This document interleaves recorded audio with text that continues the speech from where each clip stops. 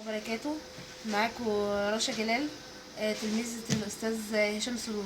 بعد إذنكم هرد على السؤال بداله النهاردة.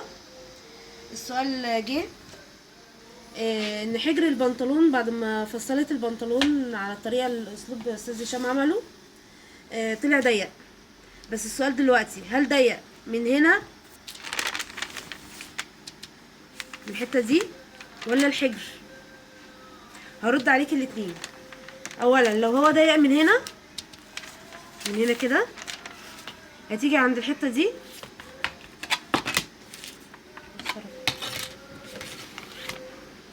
وهتطلعي فوق هنا الخط دوت 3 سنتي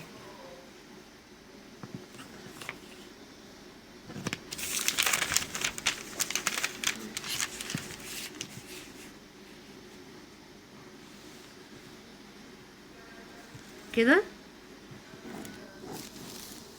3 سنتي، وهتنزلي بنفس الميل كده اهوت على ما فيش على الفاضي الخط كده اهو.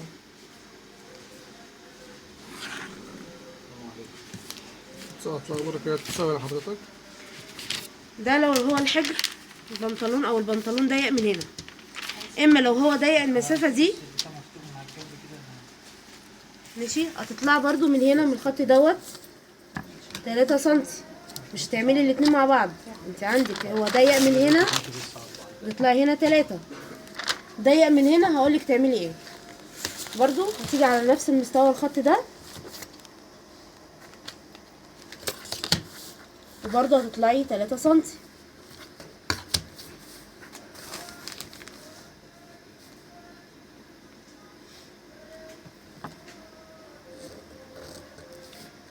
وهنيجي ننزل بنفس المستوى بتاع البنطلون او بنفس المقاس بتاع البنطلون لحد تحت على ما فيش.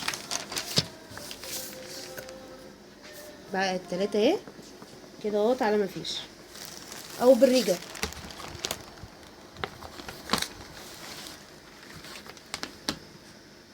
كده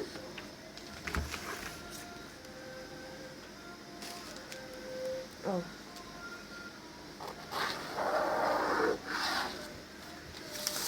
ده رد على السؤال الانسه او المدام اللي فصلت البنطلون على اسلوب استاذ هشام سرور وطلع ضيق. فانا رديت عليكي، يا اما الحجر ضيق يا اما المسافه هي دي اللي ضيقه. هطلع من هنا 3 سنتي على ما فيش، ده لو هنا ضيق. لو الحجر ضيق من هنا هتلاقي برضو 3 سنتي وتنزلي على ما فيش بالرجل بتاعتك. والسلام عليكم ورحمه الله وبركاته.